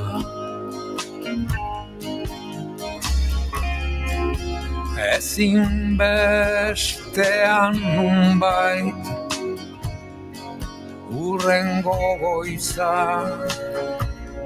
helduko zela, ala uste nuen orduan betiko izango zela. Eta orain ikaran jabil toinazpiko lurrao ikaran ni. Astelen gauean iritsi ginen etxera, ostegunetik Durangon egon ostean. Durangoko azokak euskal kultura aztoratzen du urtero abenduan, eta gu geu ere aztoratu egiten gara. Orduak pasatzen dituguan, eta gure herrietara itzultzen garenean, galduta sentitzen gara. Uste dut, Estokolmo sindroma daukagula Durangorekin. Agian horregatik, artista durangar bat aukeratu dugu gaurko elkarrizketarako. Amaia Egidazu kontalaria dugu gurean, eta berari ere, egin beharko dizkiogu Durangoko azokan gure gonbidatuei egin dizkiogun galdera. Epa. Ja, aztuta genituen, Gazkara azten dugun hain luze eta intenso bizi duguna. Bai, baina nik uste dut aproposa dela. Bueno, lehenik eta baina Amaia Egidazu egun hon eta ongi etorri bigarren kafera, Egun hon, eskerrik askoa gonbidapena gaitik. Bueno, ez pentsa igual lamutu egingo zara hemendik gutxira eta. Ez espero dut, ja. Zer dakar zuen. Zein da Durangoko azokarekiko duzun lehenengo oroitzapena, lehenengo? Ez dakite denboran kokatzen, baina bai gogoratzen dut, klaro, lehen euen beste leku batean kokatuta, oin artisautza soka ipintzen dan leku horretan, Merkatu Plazaren leku hortan, eta orduan daukat oroitzapen bat, jende pila batekin, askoz be espazio murritzagoan, eta hoxe oso txikia nintzen bertara joaten nintzenean, baina, eta gerora ja urrengo oroitzapenak ja datoz lagun arteko, ez? Giro hortan, ja parranda baita artean, hau eta beste, bai. Eta bigarren galdera egin behar dizut. Ea noizbait ligatu duzun Durangoko azokan? A ber, ligatu, nun ez da ligatzen, ez? Oi, ama! Asko gustatzen zait horrelako jendea. Gainera, olako testu inguruetan, karo, dau jende berria, Euskal Herriko leku desberdinetatik dator, ez dira astebururo ikusten duzu zen pertsona berdinak, orduan, bueno, horrek badauka bere, ez? Erresten dau, ligatze kontu hori, bai. Amaiaren klubekoan. Arkaizkanok esan zigun urtero ligatu zuela, eta Ruper Rodorik entzuten ari ginen, esan zuen inoiz. Ja, bueno. Bi klub daude, nik Ruper asko maite dut, baina Amaia eta Kanoren taldeko naiz. Bataz bestekoa da baiet, endak ligatzen duela. Bueno, eta Neo Maktarrek lautik ligatu dute Durango, beraz. Bai, osondo. Bueno, gero ikusi beharko geunke zer dan ligatzea, Zer deitzen diogun ligatzea. Orduan, hor batzuk baiet esango dute, beste batzuk ez, baina definizioaren arabera. Zalantzari gabe. Bai, a ber, kontua da, galdera hauek ez ditugu orain ikasturte guztian zehar egingo. Durangoko azokako galdera ofizialak ziren, baina kontua da, Amaia Durangarra izanik eta gu Durangoko azokatik bueltan, orain txaste honetan, iritsi garen honetan, egin beharrekoak iruditu zaizkigu galdera hauek. Amaia, guk badakigu zer den guretzat Durangoko azoka, badakigu nola eragiten duen gure jardunean, baina jakin nahiko genuke, Durangoko sortzaile batentzat zer suposatzen duen Durangoko azokak? Bueno, ni hori Durangarra izan da, ni oso azoka zalienaz, eta egize da, aurreko urtietan bizi izan dutela beste leku batzutatik, ez? Izan da, ikusi jase aurkezpen dauen, bertara joan, giroa bizi, nobedadeak ikusi, hau eta beste. Baina azken urteetan, hoxe ez, sortzaile nik lan batzuk argitaratuta, banabil azoka beste leku batet bizitzen. Eta orduan, aurkezpenak ni neuke egiten, estanaren atzean egoten, eta ordu pila bat bertan pasatzen. Zango neuke egona zela, hoxe, 4 egun osorik goiz eta atzalde han sartuta, eta orduan bada burbuja bat bezalakoa, oraintxe hortik atera eta nau ajearekin oraindik, nekearekin, baina niretzako zoragarria, ze badaukazu aukera, bai irakurleekin topo egiteko, beste sortzaile batzuekin, zauz etengabe elkarrizketak eukiten, elkarrizketa interesgarriak, aspaldi ikusi ez dozuzan lagunak ikusten, bada leku bat, saltza bat, ni oso gustora egoten nazena, baina bai, ontxe nau nekea nabaritzen, bai. Esan dezakegu, hasten dela askoz lehenago eta bukatzen dela askoz beranduziago? Bai, Holanda, bai, ze azokaren ostean ontxe, argitalpen berriak eta daukagu zenoak, gabiltza bai, asaltzen, ez? Zer dan ekarri berri dugun hau, eta orduan aurretik prestaketa lanetan, eta ondoren, hoxe, ez? Apur bat, geure lanak eta plazaratzen.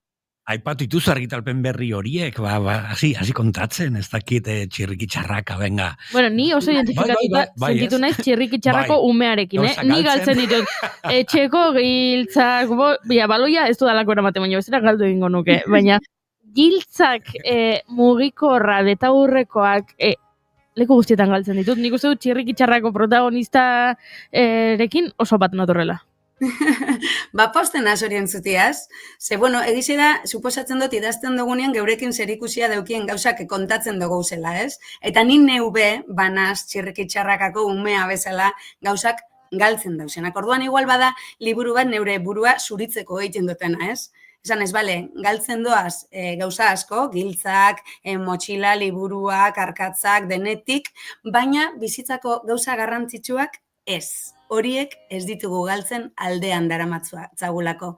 Eta horren, ez, apur bat bada balioan jartzea, zer dan benetan garrantzitsua, eta hori ez, objektuei edo bestelako gauzei apur bat dagokien balioa eman, eta benetan, hori ez, adibidez jakin mina ez dugu sekula galduko, kasu honetan norbait bezarkatzeko gogoa, maitasuna, gauza berriak egiteko desirak, ez dakit ametsak, gauza horiek ezin dira galdu. Eta, ni horrekin galditzen naiz. Eta okerrez ez banago, dortokaren ametsa ere, aurkeztu duzuen. Bai, dortokaren ametsa, bada liburu bat, 1555 argitaletxeak argitaratu dauena, eta da Senegalgo ipuin bat, ahozko tradiziotik jasoa, eta orduan eurek euskerara itzuli dute liburu hau.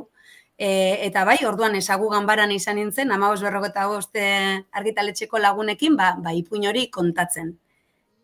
Nahi baduzue, kontatuko dizuet pixka bat zertaz doan.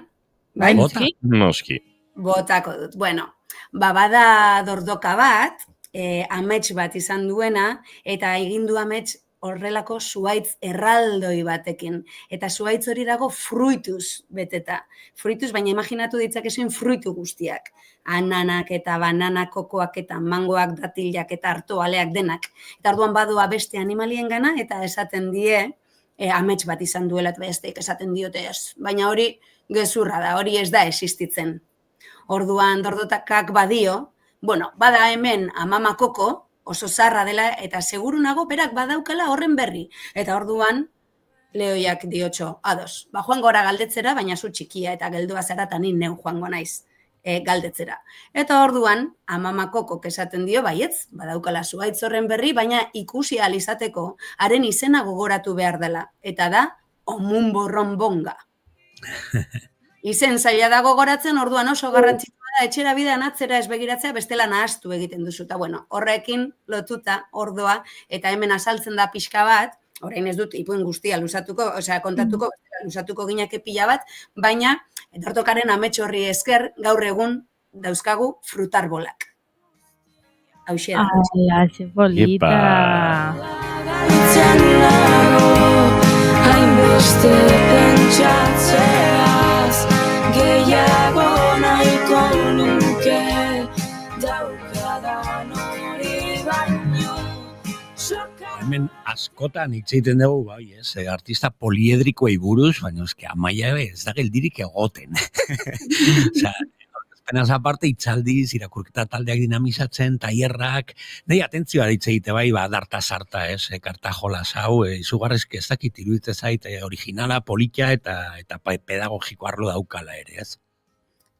Bai, data sarta da, orain argiakoekin atara berri dugun karta jolas bat, dau Euskal Herriko historia oinarri daukana, orduan dira 100 karta, 100 gertaera, eta orduan kartaren alde batean, badaukagu irudi bat, ilustrazioak Eñauta Jartzaguenak egin ditu, eta azpian deskribapen bat, adibidez. Eulalia Abaitua, Euskal Herriko lehen argazkilaria. Orduan, hori daukagu informazio hori kartaren alde batean, eta buelta ematen badiogu, denboran kokatzen dugu, ze urtetan uste duzue, jaio zela, Eulalia Abaitia, askoa da. Ba, hortxe jartzen dugu 1863koa. Orduan, gure helburua bada, karta hauek denboraren lerroan kronologikoki ordena egokian jartzen joatea, bai? Baina egia da kontutan izan dugula gauza bat. Historian normalean, kontatu izan zaizkigu, historia politiko-militarra, badirudi gerrak, agintariak, hortan kokatzen dela beti historia, ez hori dela. Baina guk nahi izan dugu, historiaren beste ikuspegi bat, zabaldu, ez? Gure historia hori baino askoz gehiago da, eta orduan sartu dugu kultura, sartu dugu ingurumena, hizkuntza, bestelako gertakariak ere bai, genero ikuspegia ere zaindu dugu, 7 lurraldeetako gertakariak, eta honen atzean, egonda Josu Narbarte, arkeologoa, asko daki historiari buruz, eta orduan berak argiako lantaldearekin batera egindu pixka bat 100 gertaera hauen aukeraketa, baina egia da gero honek gerora, 100 gertaera ez da ezer, eta honek gerora izan leike karta gehiago edo gertaera gehiago edo gehitzeko aukera. Bai. Hortik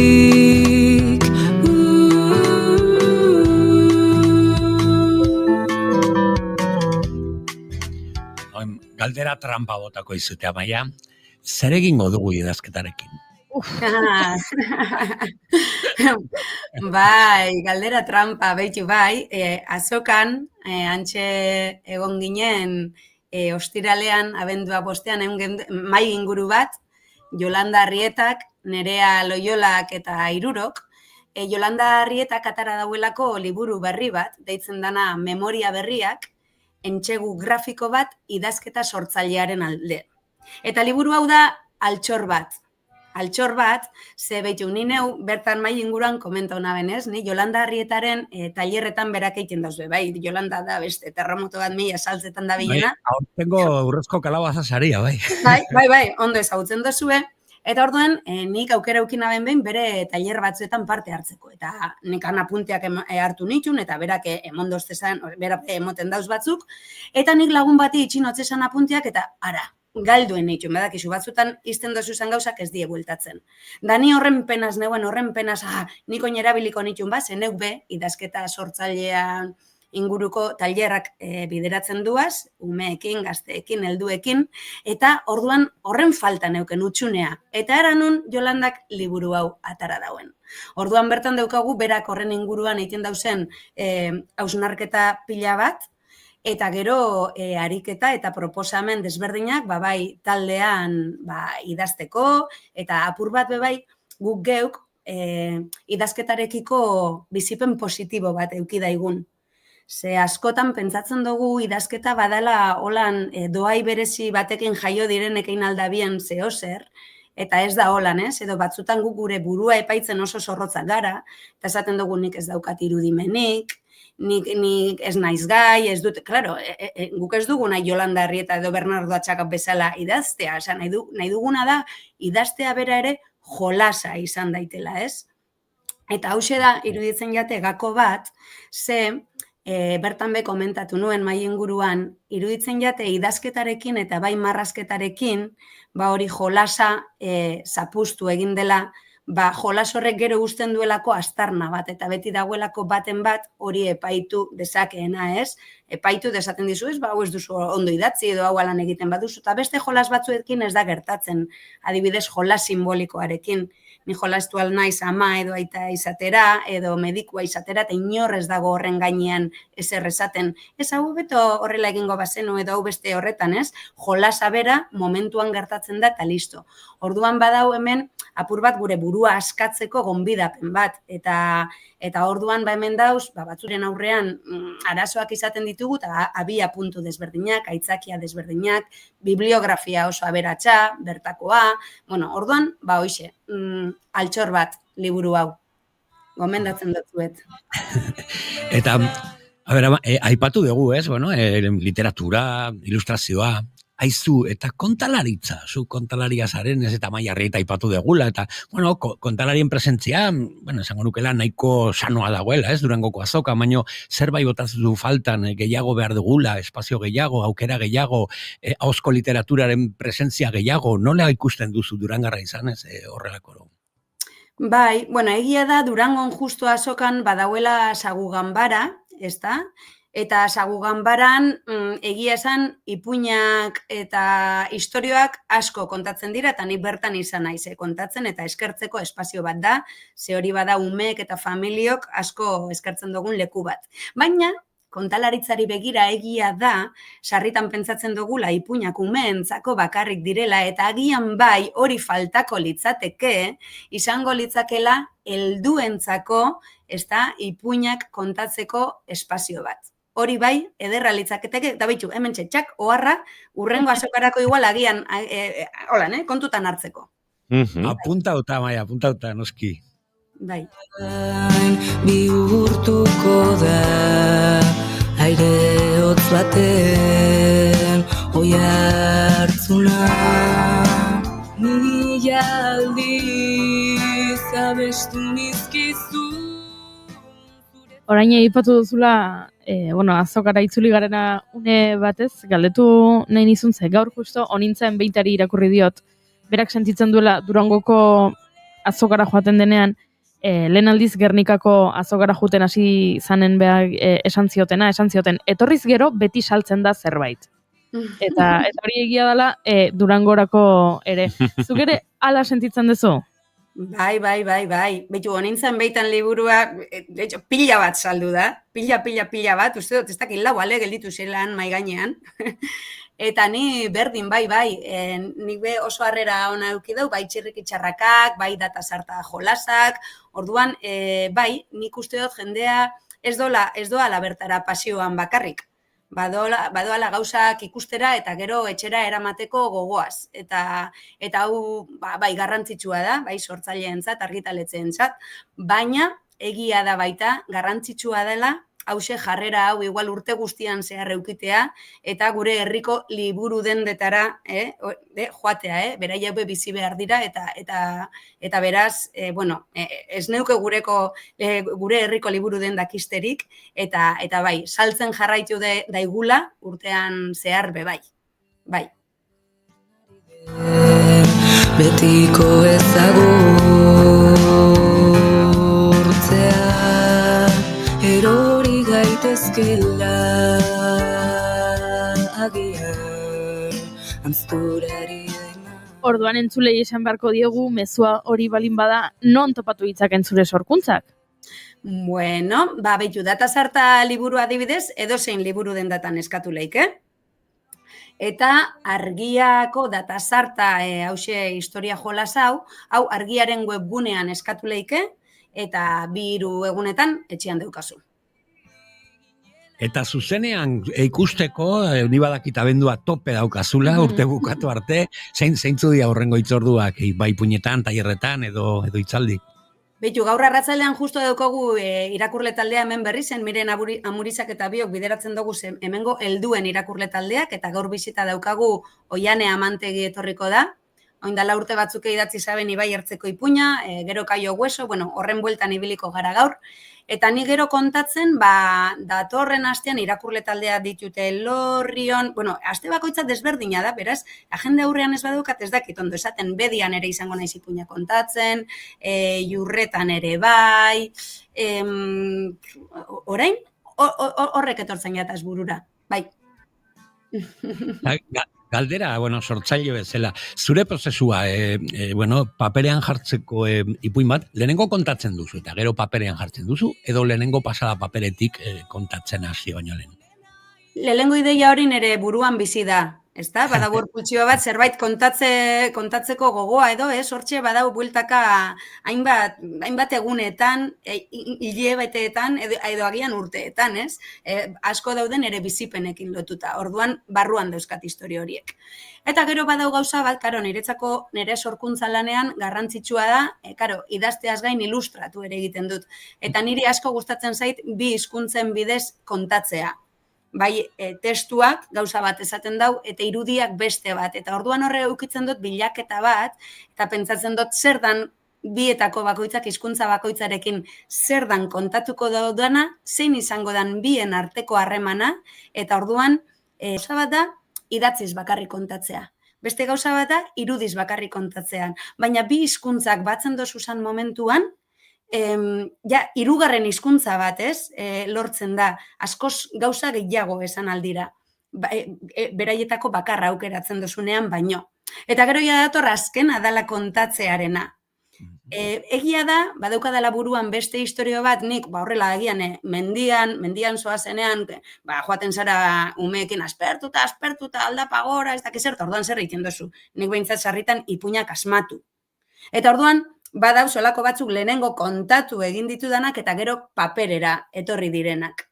Eta adibidez urrengo buruan daukadan bat, holan sortu da. Orduan bakoitzak, abia puntu desberdina dauka eta bai. Izugarri polita iruditzen zaide bate hau, ez dago soluzio bakarra, irudietatik, paperetik, edo lehenengo kontatu eta gero pasa, eta oso polita da, nik adibidez, nik lehenengo kontatzen dut, eta gero ja ikusten dudanean nahiko borobile dagoela, orduan jartzen dut paperean. Eta irudiak etorriko ziren, beranduxiago oraindik, porque nire lehenengo da, imaginarioaren landu eta provokatu, baina oso polita iruditzen zait, astea, barruko historia seguro, eta gero nola juten da, pausos, segun artista eta segun prozesua, ez polita. Bai, egia da album ilustratu batean, irudi barik, historioak berak ez dauela bakarrik funtzionatzen testuak berak, orduan ezin dozu beste barik hauz kontatu eta ikusi funtzionatzen duen, zer irudiak esaten dauen hori, be oso garrantzitsua da, orduan elkarrekin, narrazioa elkarrekin doa, bata eta bestea elkarrekin bizi behar dozuz, elkarrekin irakurri. Eta horregaitik beste historio batzuk badira ipuinak, ahoz kontatuz ja oso ondo funtzionatzen dutenak, eta hori ja album ilustratua barik igual izango ziren ipuin ilustratuak. Zeinetan irudiaren funtzioa ez da hainbeste narrazio bat egitea eta zerbait kontatzea, baizik eta narrazio horrek ahoz kontatu duzun hori janztea, apaintzea, izan leike zerbait gehiago kontatzea, baina ez da funtseskoa hor irudiaren balioa, edo presentzia. Bai. Ederra. Uste dute Amaia Egidazurekin hartutako minutuetan nahikoa zukutu dugula, bere sorkuntza, bere hausnarketa eta bere azken, aste, hilabete eta urteetako lana. Amaia Egidazu uste dute urrengo itzordua aurrez aurre eta kafe batekin egin marko dugula hemen 2. kafean. Bai, nik alan gure dut, gainera ni betinaz aurrez aurrekoaren aldekoa. Bai? Egia da pantaiak hemen bideoarekin, elkarri ikusten dugu baina ez da berdina, nik usaindu nahi zaizuet. Usaindu. hemen usaimenen oso zaleak gara gainera, usainen oso zaleak hobetu esan da, eta beste gauza baten oso zaleak gara, eta espaldi inork ez digu ipuinik kontatu hemen, Goiuri. Egia da. Amaia gidazu guk jarriko dugu, eta zuk magia pixka batze. Gaur aletxo bat utzi diguzu hor, baina gehiagoren gogoz geratu gara. Ados, bueno, beitu, claro, labur izan beharko da, beraz, ipuin labur bat aukeratuko dut, eta sorpresa zarrapatu nauzuenez, ontxe, lehengo burura etorri jatana. Ados. Bueno, ez dakizuen, baina zeuen herrian badau ostiko deitzen den animalia bat. Da animalia bat aspaldi bizizana, eta orain bat bakarra baino ez da geratzen. Eta kontu zibili, zeren eta han baso inguruan ibiltzen da, eta halako batean, halako izaki batekin topo egiten baduzu, baliteke hauxe galdetzea. Jajejiju, zein da falta dena? Zein falta da? Erantzungo didazue? Ez duzu esan nahi. Jo esaten baduzu, sekulako ostikoa emango dizu, beraz argi ibili ostikorekin topo egiten baduzu, eta beraz pentsatu zer egingo duzu ezuek ikusten baduzue? Korrika. Izkutatu. Korrika atera, ez da? Bueno, bani bada espada hau esaten dizu, eta hau benetan da, hau gaiz irratian kontatu zuten aurrekoan. Ostiko hortik gabilela.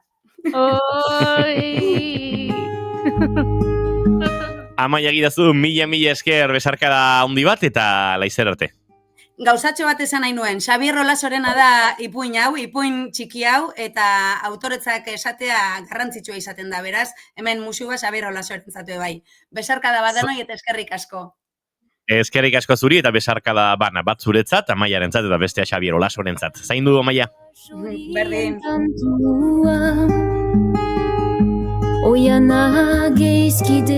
Bagu basotik Amazoniara goaz, Paulin eta Julieten kantu ederronekin ingo ditugu hurrengo minututxoak, Amazonia, nolabait bihotzean eta azalean sentitzen duten bikantari lapurtarren kantu honekin, eta segituan xare jardunaldien inguruan hariko gara zuekin entzuleok.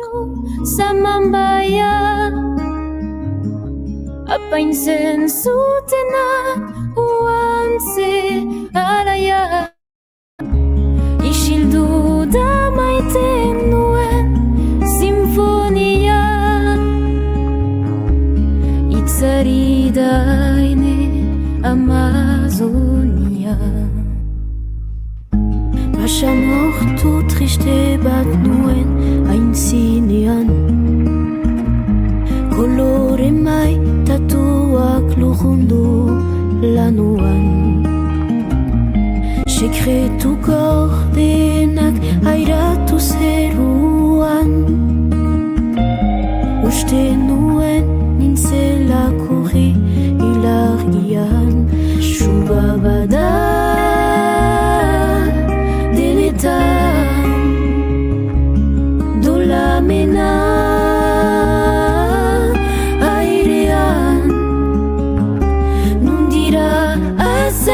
Kaju samambaya apaintzen zutena oantze halaia isildu da maiten nuen sinfonia itzali daene Amazonia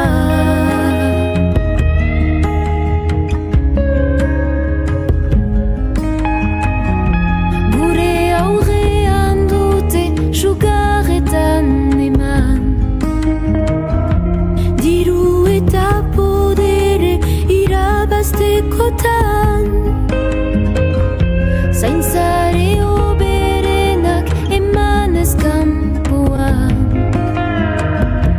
bular berde haunt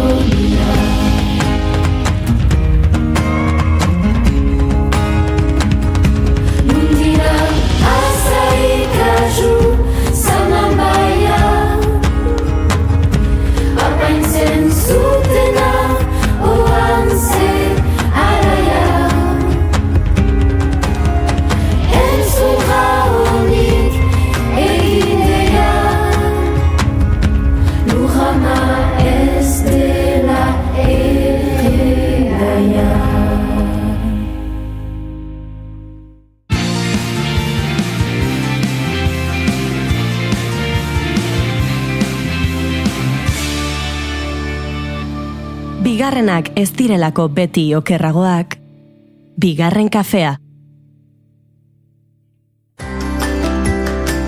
Aizu, baltzenekien oraindik ere hipoteka gastuak erreklamatu daitezkeela? Etxe bizitza bat erosteko hipoteka bat sinatu bazenuen 1985ko urtarrila eta 2019ko ekainaren artean, jarzaitez gurekin harremanetan eta erreklamatu alizateko behar duzun dokumentazioa zein den esango dizugu. Informa zaitez, konpromisorik gabe. Emma abokatuak, 611-468-868. Naiz irratia, zuk nahi duzunean entzuteko aukera duzu egun osoan zehar. Bai irratia piztuta eta baita online ere. Goizean goiz hasi eta gauera arte, informazioa, musika, kultura eta beste 11 gai jorratzen ditugu zurekin. Egunon Euskal Herria. Goizeko 8 eman berriak egunon daizula. Egunon guztia. Arratsaldean. Arratsaldeko 8 dira, ongi etorri naiz irratira. Irratia.naiz.eus webgunean sartu eta goiko banerrean agertzen den zuzenean entzun botoia sakatzen baduzu, une horretan bertan eskaintzen ari garena bertatik bertara gozatzeko aukera izango duzu. Zer parte kamionetan, kamioian ere musikakin eta juten diran eta bai. Ez dakit, korri pixkat ere egin beharko du, ze gainera Goiuri azken aldien entrenatzen ibili da eta uste dut. Demora guztin ez du balio, kamionetan sartuta. Ilusio guztienak animatzen diteu korrika egitea. Ondo izan. Joaten zaren lekura joan da, eraman ezazu naiz irratia zurekin.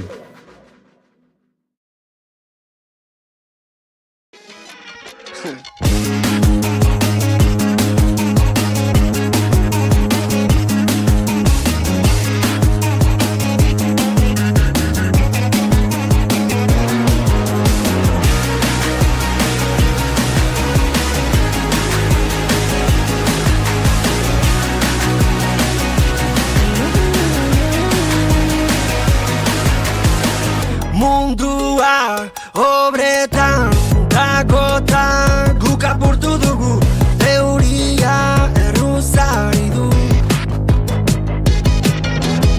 Ikusten ez dena ez da existitzen, ta ikusten dena zena izpiratzen, egia Donostiko auzo bata.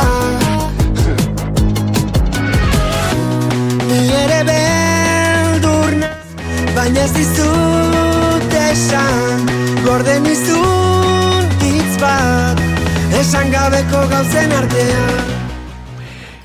DJ! Goiuri! DJ!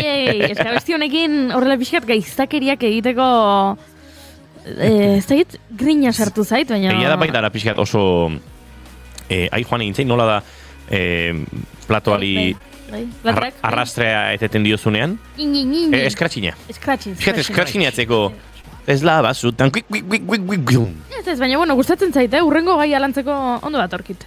Bai, gustatu zait. Ados. Kontua da, euskarazko ekosistema digitala aberasteko helburuarekin xare jardunaldiak antolatzen ari zirela jakin genuela urrian.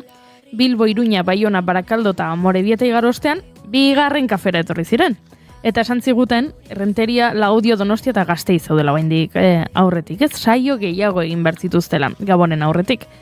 Kontua da, saio guztietan ardatz berbera izan dutela. Gazteak, teknologia eta euskara. Eta guk hemen irratsaio honetan beraiekin hitz egin genuenean erabaki genuen hori zirela 3 meloi erraldoi, naiz eta ziurrenik euskaltzaindiak ez zuen onartzen meloi hitza esan nahi honetarako. Donostiakoa amaitu berri den honetan, bertan jorratutako gaiak jaso nahi izan ditugu, ze, bueno, guri ere interesatzen zaigu euskara eremu digitaletan, ze gu ere bagaude eremu digitaletan, ez? Guri irratsaioa irrati tradizionalean egoteaz gain, badago sare sozialen bidez kontsumitzeko aukera, entzule, adin guztietako entzuleak ditugu, baita ere gazteak, gu ere gazteak gara, euskaldunak, esan berroen natibo digitalak, baino xare jardunaldien antolatzaileek zantziguten etzela existitzen, marketing kontzeptu utxa zela, berez natibo digitalarena ez zela existitzen, eta gazteek ere laguntza behar dutela, ez? Eremu digital hau nabigatzeko, Kontua da, antxe aritu direla, hainbat hitzaldi eta hainbat mai inguru eta bueno, hainbat jarduera egiten, eta adibidez antxe aritu zen Naiara Aginako Bengoa, EHUren informatika fakultateko ikasleen dekano ordea. Bera ikasleekin lanean aritzen denez, nola ikusten dituen, azaldu zuen, badakigu teknologia mundua eraldatzeko tresna indartsua dela, baina bueno, hori gaztek badakite, somatzen dute hori, eta are gehiago, agian zailagoa dena, nola erakusten diogu hori gaztei? Nik esango nuke, eraldaketa bat dago haiengan ere. Lehenengo mailan sartzen direnean, oraindik ardura horren jabe ez dira. Baina baina beritzen zaie, ikasketetan aurrera doazen enean, konstienteagoak direla, ze ardura dazkaten, nola erabili behar dituzten teknologia horiek, haiek ere sortu ditzazketela teknologia berriak, eta desberdinak izan daitezkela teknologia horiek orduan. Ardura hartzen joaten diren beste ikasketa bat esan genezake. Egia esan ez gaitu harritzen, Naiarak kontatu duenak, ez, pixka bat, gu ere iritsi ginen unibertsitatera pixka bat galduta eta hilabeten eta urteen poderiozoan hartzen duzu, ez? Beste sentsazio bat eta aipatzen ari ginen bezala, erakutsi behartzaile gaztei noski teknologia badoala, ez? Teknologia beraz haratago, ze aplikazio dituen.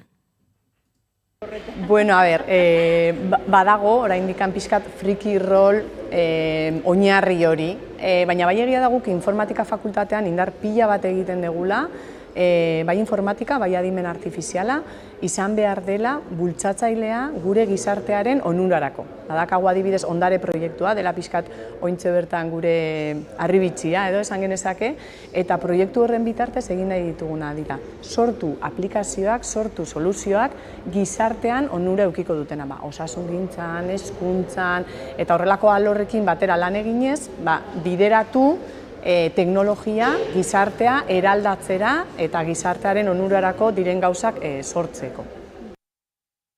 Baina, klaro, horretarako gazteak motibatu egin behar dira. Bueno, gazteak eta ezain gazteak, ez? Teoria badakigu, ulertzen dugu, baina gero hori eragin egin behar da, eta zein da helburua nola motibatu ikasleak zalintzari gabe bakoitzaren interesetatik abiatuta, eta bakoitzaren interesa batena izango dira jogurrak eta bestearena izango da saskibaloia.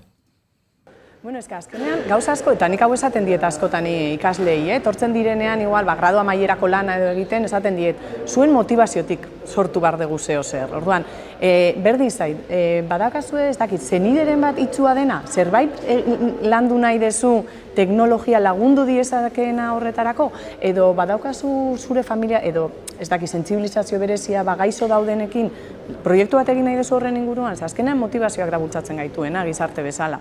Eta hori da eskatzen dieguna askotan ikaslei, orduan, garrantzitsua da edukia, baina are garrantzitsuagoa da, pentsatzen dugu guk behintzat, haiek motibatuak izatea eta haien soluzioak ikustea nola bideratu ditzazkeen haientzat interesgarriak diren gauzetarako. Hori da, balio du zerbaitetarako eta zentzua daka egiten ari naizena, eta gero norbaitek hau erabiliko du, edo ondo pasatzeko, edo gaixotasunetik ateratzeko, edo klimaren aurkako soluzioak bilatzeko, horrelako, azkenean hori, ikasle asko daude eta bakoitzak bere motivazio desberdinak ditu. Niri asko gustatzen zait pentsatzeak orain informatika gradua egiten ari den ikasleren batek garatuko duela, gerora etorkizunean guretzat ezinbesteko izango den edo aplikazioaren bat, edo teknologiaren bat, eta orain ikasleak direla, baina gero gertatuko dela, ez? Nik badut ezagun bat lan egiten duena, exoeskeletoak egiten dituzte, hau da, oinez ibili ezin duten pertsonentzako horrela jartzen dizkiete, horrela makina bat bezala da, eta mugitu egiten teknologiarekin oinak mugitzen dizkiete, eta eskuak, eta orduan, ibiltzeko gaitasuna bereskuratzen dute, eta hori zoragarria da. Bestelako kontuak ere bai, eskolan nire laguna izandako batek, beak asko gustatzen zitzaion eskiatzea. Eta lehiaketa bat irabazi zuen, gustatzen zitzaion eskiatzea, baina bereziki gustatzen zitzaion postureatzea. Hau da, eskiatzen aritu zela kontatzea. Eta orduan, berak esaten zuen arazoak zituela argazkiak ateratzeko mendian zegoenean, eskiatzen ari zenean, ez? Eta berak nahi zuela zerbait asmatu. Tardun asmatu zuen eskiatzeko bastoiak, eta bazeukan bastoiak obturadorea. Eta orduan beak eskiatzen zuenean, bastoiak obturadorea zeukan, eta zegoen konektatuta GoPro-ra. Bai, kaskora. Eta kaskoan GoPro, ezakit GoPro bat zen. Beste kamera bat ados. Beste kamera bat zen, baina berak egiten zituen makillarekin argazkiak eta jo, begira, hori ere interesgarria, hori jaio zen bere interesetatik, berari eskiatza gustatzen zitzaiolako, eta gero, lagunei erakustea eskiatzen egindako argazkiak, beraz, zalantzari gabe, motivazioa oso garrantzitsua eta motivazioa zari garela, Kerman Orbegozo Uribe Donostiako Udaleko Euskarako Zinegotzi ordezkariak ere hartu zuen hitza, xare jardunaldietan, berak mezu nahiko itxaropentsua zabaldu zuen. Bai, askotan bertigo eman dezake, ez? Horrelako hizkuntza hizkuntza txiki bati nola lekua egin, ez? Hori izan daiteke gure erronka nagusienetako bat, eta uste dut horretara bultzatu edo sustatu behar dugula, animatu behar dugula gure gazteak ere bai, euskaraz jolastu, euskaraz disfrutatu dezaten, baita ere sare sozialetan, baita ere teknologia berrietan.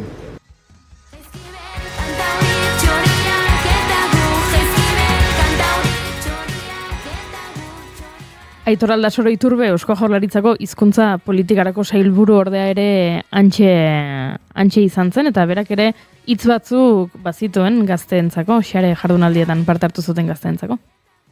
Bueno, nik ez dut uste zerotik abiatzen lanik. Behar bada, erramientatan litekena da, desentezatzea egotea beste batzuekin konparatuta, baina nik uste dut, herri bezala daukaun berezitasun horrek, baita ere mundu digitalean denboran, berezitasun hori mantentzea eta aberastasun bezala ikusi ditekela edo ikusi behar dela. Ze, bueno, nik bentaja bat baldin badago da, oraintxe bertan globalizazio mundu honetan, denborak, distantziak, erabat aldakorrak dira eta azkarrak. Hori ere bentaja bada, esan nahi dizute, behar bada beste hizkuntza batzutan askoz azkarrago doaz, baina ikusten da, euskara bere hortan ere iristen da lagune horietara. Nik uste dut badala gehiago globalizazioan tokikotasunak duen ematen dizun baita ere prestigioa, ematen dizun ezberdintasun hori. Beste herrialde batzuk justu alderantzizko arazoa dute. Danak dira inglesa dakitelako bakarrik, eta han arazoak dituzten nortasun arazoak. Eta nik uste dut guk hori babestu genezakela globalizazio hontan nor geran azaltzeko, eta hori dudari gabe aukera bezala ikusten dut nik. Eta beste herrialde batzuk aipatuta ere izpide izan zuten Australiaren kasua, ez dakit Mai Inigo enteratu zareten, atzotik aurrera Australiako milioika nerabek ez dutela sarbiderik izango ez Facebookera, ez Instagramera, bai, ikusi dut notizia, bai. TikTokera ere, izan ere, bueno, indarrean sartu da Australiako parlamentuak iaz aurrez onartu zuten lege bat. Bera, lege horretan esaten da, 16 urtetik beherakoek debekatuta dutela sare sozialak erabiltzea.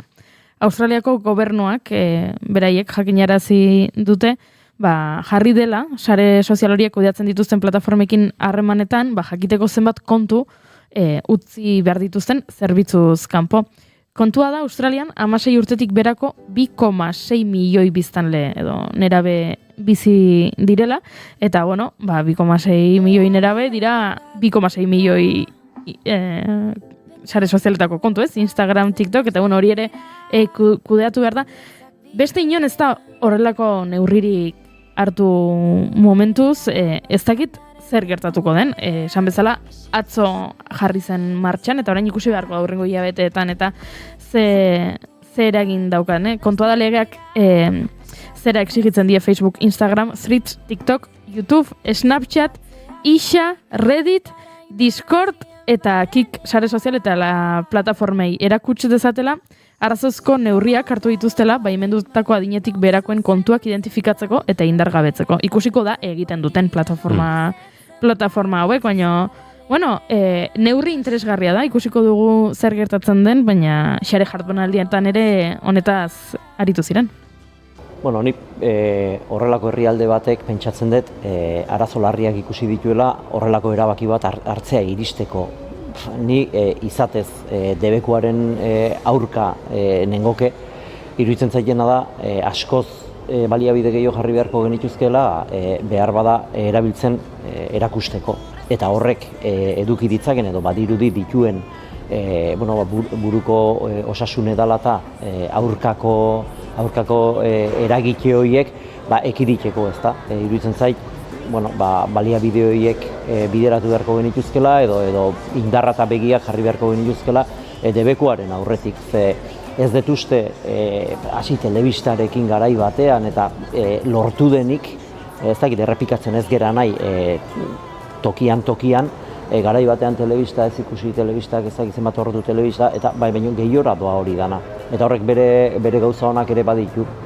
Eta nik usten dut horrekin ondoan ari dala garatzen gizartea. Ikasi beharko duguna da guzti hori erabiltzen, erramienta horiek erabiltzen edo behar denerako erabiltzen. Bueno, interesgarria da, ez? Hemen ikusten dugu, bera ez dagoela debekuaren alde. Ez dakit Euskal Herrian horrelako zerbait planteatuko balitz ere, zer aterako litzaken, ez? Alderdien artean. Gogorarazi barri goentzuleri entzuten ari garen azken korte hauetan Aitor Aldasoro Iturbe Eusko Jaurlaritzako hizkuntza politikarako sailburu ordea dela. Eta berarekin, berari egindako galdera hori erantzuten ari zela, ez? Debekuaren kontrakoa, eta baliabide gehiago, nolabait hezkuntza edo neurri pedagogikoetan destinatzearena. Interesgarria berak jartzen duen adibidea, ez? Telebistarekin ere bere garaian gertatu zela. Telebistarekin debekua eta telebista ez ikusi, eta egian ez zuela horrek lortu espero genuen helburua, ez? Horrelako kanpaina batek eta gakoa agian ez dela debekoa zagitzuek nola ikusten duzuen. Debate politia dutzen zaitu, eta ezinbestekoa, baina jarri dezakegu adibidez alkoholaren adibidea. Alkohola umentzako legala eta pedagogiaren bidez lortzea ez erabiltzen, bai ala ez. Ostras, ez dakit, meloia politia. Nik ere normalean debekuaren aurkan nago entzuten dudanean norbait, nahiko alerta jartzen naiz. Hori esan beharra daukat. Gerora gainera badatorez, agian destinatu beharko genioke, diru gehiago guzti honi, baina hori ari zaizu esaten, hain zuzen ere, hori egiteko ardura eta gaitasun politikoa duen sailburu orde bat. Eta nik hor, nolabait entzule, kazetari eta gizabanako bezala sentitzen dut, badagoela koherentzia falta bat, edo behintzat badagoela errezkerian erortzeko arriskua, ez? Ni printzipioz debekuaren kontrakoa naiz, hemen, diru iturriak jarri behar ditugu. Jarri. Egin, zein da plana, zein da honen aurrean dagoena, ez? Eta enago erabat ados, edo erabat ziur barkatu, debekuaren alde egote horrekin, ez da gai bat zeinaren inguruan ikaragarria osnartu dudan. Baina... Oso ondo egin duzuena oraintxe bertan, Hau, asko somatzen dut faltan.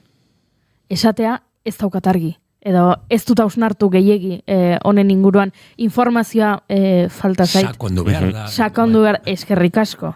Ze egia da, orain badirudi honen inguruko iritzi ere eduki behar dugula, naiz eta ez dugun inoiz ikertu, ezakit, nik ez dakizkidan Australiako sare sozialen erabilera datuak, eta hala ere eduki behar dut iritzi bat honen inguruan.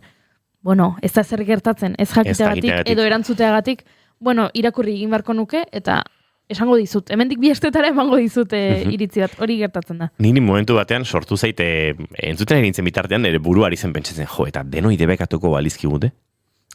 Baina ez dut pentsatu gainera oso, ez da egiten, modu oniriko edo serio egintzen pentsatzen, egintzen visualizatzen oraintxe desagertuko balira, ez? Eta noski, horrek naiz hemen flower power jarriko, ez da inondik inora, eta ez duk dogmarik egin nahi, ze galduko genituzke harremantzeko modu asko, baina, akaso iraziko genituzke harremantzeko beste batzuk. Nere burtik pasada behintzat. Debeku hau, nerabe eta aurrentzat. Eta guretzat ez. Akaso osasun mentala zaintzen hasita, bai gure nerabe eta gaztena zaindu gara, zalantzari gabe, baina ez dakit gurea ere zaintzeko, ez zote genuken mugarik behar. Baina non baitetik hasi behar da, eta zaurgarrienetatik hastea da garrantzitsuena, ez? Entzondarekarekin, bizea pasatzezkian burua.